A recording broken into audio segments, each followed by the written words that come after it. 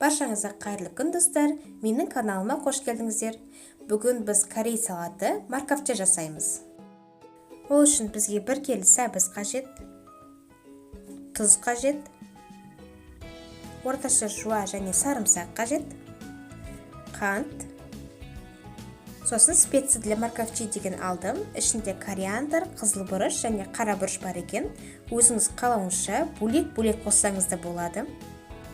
Салатқа ірі сәбіздер таңдаған жөн, сол кезде салатымыз әдемі болып шығады. Менде 1 келісі 4 ірі сәбіз болып шықты. Және де мынандай арнайы терка қажет.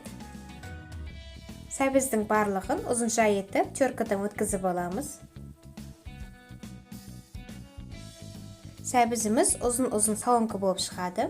Мен өзіме араластыруға ыңғайлы болсын деп басқа ыдысқа салып алдым. Енді осыған 1 шай қасық тұз және 1,5 шай қасық қант саламыз. Сосын жақсылап араластырамыз.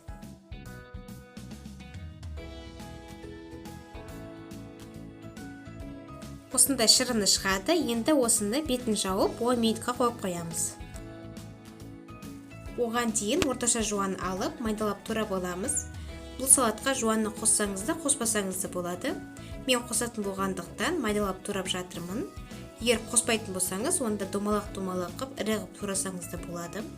Бұл жерде жуа бізге майдың дәмін беру үшін ғана қажет. Енді осыны 75 мл майда жақсылап қуырып аламыз. Сосын сәбіздің ортасына кішкене шұңқыр жасап, ішіне дәмдеуіштерді қосамыз. Және чеснокты майда теркадан өткізіп, оны да қосамыз.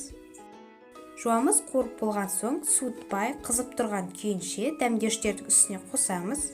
Сол кезде дәмдеуіштердің дәмі одан сайын ашылады. Енді осыны жақсылап араластырамыз. Сосын үстіне 2 шай қасық алма уксусын саламыз. Осыны 2-3 сағатқа ыңғайлы ыдысқа салып, холодильникке салып қоямыз. Мінекей морковча салатымыз дайын. Өте дәмді болып шығады. Палау, манты, бешбармақ бәріне де қосып берсеңіз болады. Тәбетті жақсы ашатын салаттардың бірі. Пікірлеріңізді қалдырып, каналыма тіркеліп кетуді ұмытпаңыздар. Астарыңыз дәмді болсын, қош сау болыңыздар.